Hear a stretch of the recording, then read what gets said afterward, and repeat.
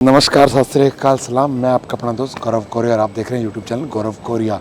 और जो लोग इस चैनल पर नए हैं वो लाइक करें, सब्सक्राइब करें और बेल आइकन को जरूर दबाएं।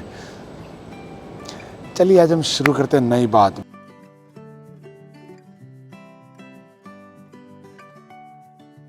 भैया नई बात, नई खबर, नई नॉलेज लेके आए हैं आपके लिए। तो भैया नई नॉलेज है कि भाई कैसे विदेश में ट्रैवल कर सकते हैं हम। पहली बार जो लोग ट्रैवल कर रहे हैं वीडियो को जरूर देखें।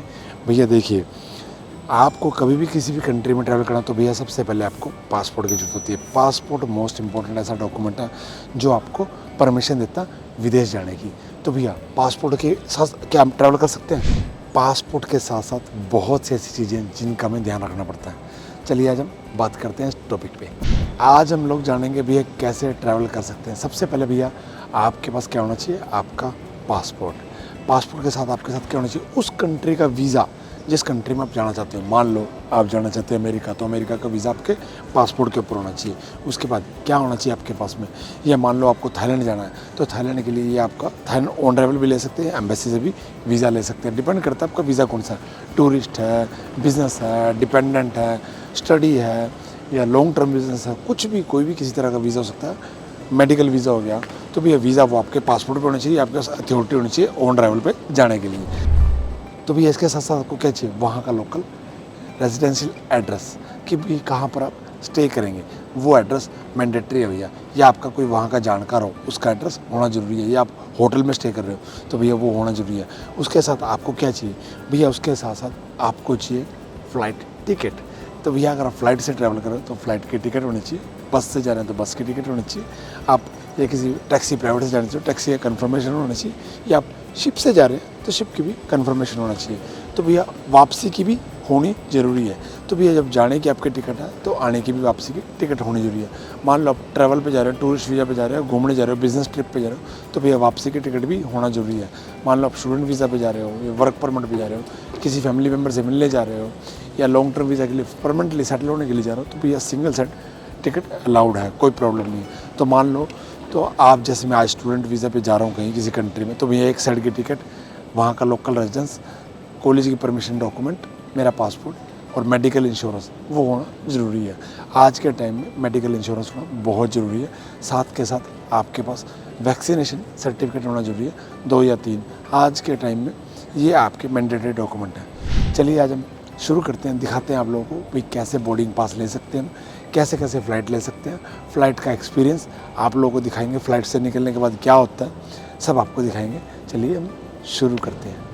भाई लोग, एयरपोर्ट पहुंचने के बाद आप लोगों को ये तक पता करना होता है भैया कि फ़्लाइट कहाँ से मिलेगी।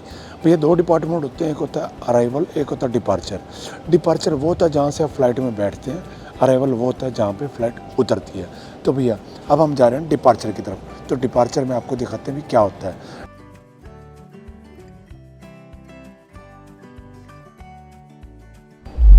मान लो भाई मेरी फ़्लाइट ये उड़ रही है, देखो 11:30 पे जकार्ता ID कतर 54। ये देखो मेरे को अपने टिकट में नंबर दिखने को मिल जाएगा। मेरी टिकट में फ़्लाइट का टाइमिंग आ जाएगी भी कितने बजे की फ़्लाइट होती है। तो भैया ये हम फ्लाइट नंबर यहाँ से ढूंढ कर उस नंबर काउंटर पे जा सकते हैं। जैसे उस पर लिखा हुआ है भाई 1 नंबर काउंटर, तो भैया हम 1 नंबर देखेंगे कहाँ पर है।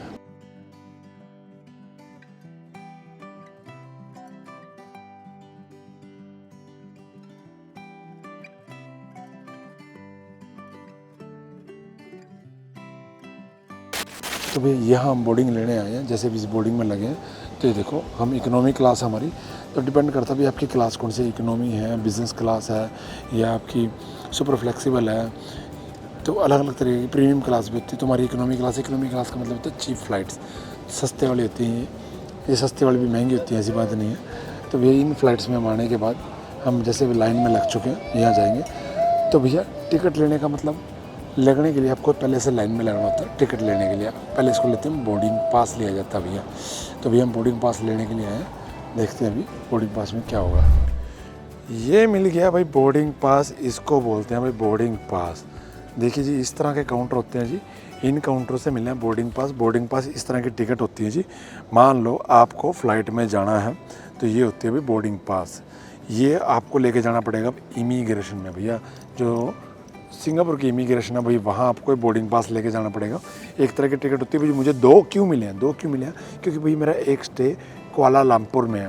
देखो मैं सिंगापुर से उड़ा, इस पर लिखा हुआ सिंगापुर टू कुआलालंपुर मेरी एक टिकट है।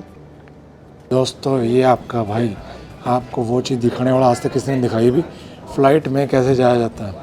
ये ऐसी वीडियो आपने कभी नहीं देखी होगी आज के टाइम में। लो जी, पूरी फ़्लाइट में सबसे पहले आपका भाई जा रहा है, आपको कैप्टन खड़ा मिलेगा, सब कुछ खड़ा मिलेगा भाई। ऐसा एक्सपीरियंस ज़िंदगी में आपको कभी नहीं मिलेगा।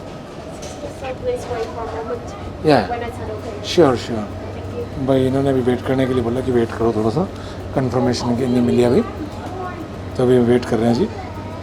लो भैया, आपको फ़्लाइट्स का ऐसा एक्सपीरियंस दिखाएंगे तो भैया आपको कुछ देखने को नहीं मिलेगा।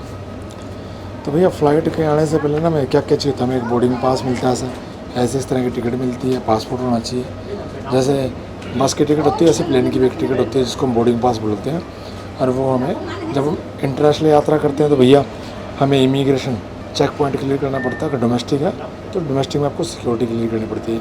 इंटरनेशनल के लिए आपको पासपोर्ट की जरूरत होती है, डोमेस्टिक के लिए आपकी लोकल आईडी भी चलती है सर। तो ये बोल रहे हैं कि आने के लिए नहीं, अभी देखिए वेटिंग में, अभी देखते हैं क्या क्या जॉब देंगे। अभी तक कंफर्मेशन दी हमने। लो अभी अब जाने के लिए मैडम ने बोला कि एंट्री हो जाएगी, तो अभी हम प्लेन में एंट्री करने जा रहे हैं जी। देखो आपका कैसे भाई का स्वागत होता है।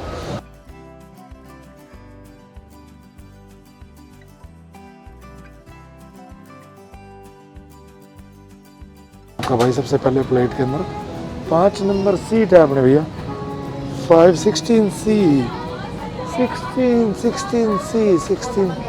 16C। Hello, how are you?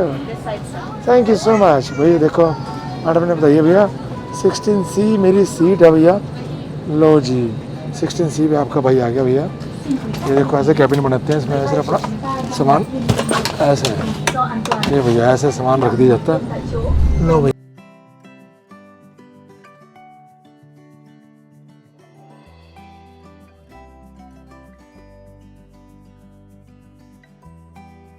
भाई फ़्लाइट में कई चीज़ें होती हैं, जैसे सेफ्टी बेल्ट भी दी हुई है।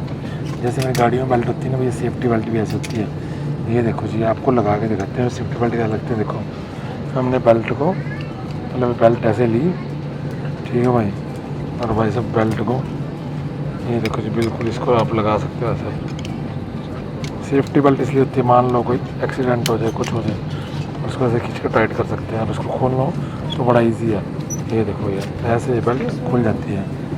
जहाज़ के अंदर कई चीज़ें होती हैं। ये देखो मैगज़ीन होती है। ये पॉलीथीन बड़ा काम का भाई। ये पॉलीथीन पता किस लिए होता है? मान लो भी किसी को वोमिट आ गई, उल्टी आने वाली हो, कोई मन ख़राब हो गया, या कुछ थूकना हो, तो भैया इस पैकेट को ऊपर से फाड़ के इसके अंदर वोमिट करके उसको पैक करके वापस रख देते हैं। एयरलाइन वाले अपने उठा लेते हैं। ये जो है ये सेफ्टी इंस्ट्रक्शन होती है भैया। मान लो कि प्लेन में आपदा आ जाए, इमरजेंसी है, तो कैसे कैसे दरवाजे खिड़की खोल लें, कैसे इसको विंडो से निकाल ले। बाद में आपको डेमोन्स्ट्रेशन भी दिखाएंगे लाइव।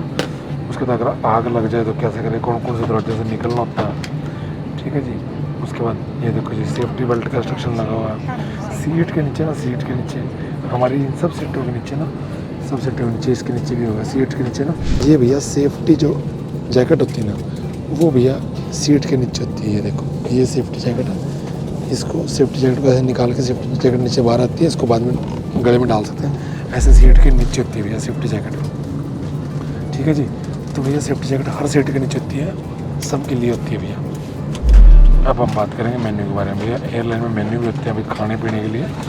भैया क्या खाने का देते हैं, क्या नहीं देते, हर तरह का अलग अलग मेन्यू। देखो कितना खाने का मेन्यू होता है भैया। ये देखो, ये भाई साहब कमाल कर दिया। खाने के लिए बिल्कुल होटल और फैसिलिटीज़ मिलेगी आपको, खाने का पीने का। कुछ एयरलाइन फ्री में देते हैं, कुछ में लेना पड़ता है भाई। मान लो कहीं ने मील नहीं ली, नॉन वेज नहीं खाते, वेज अपने हिसाब से ले सकते हैं, वेज और नॉन वेज। गिफ्ट वाउचर भी होते हैं। मान लो इसमें भैया किसी के लिए गिफ्ट लेना आपको, फैमिली के लिए, तो फ़्लाइट के अंदर आप अपनी शॉपिंग तक कर सकते हैं। देखो जी, फैमिली के लिए, बच्चों के लिए कोई सामान लेना हो, ये सारा का सामान ना सामने इसमें पॉकेट होती है।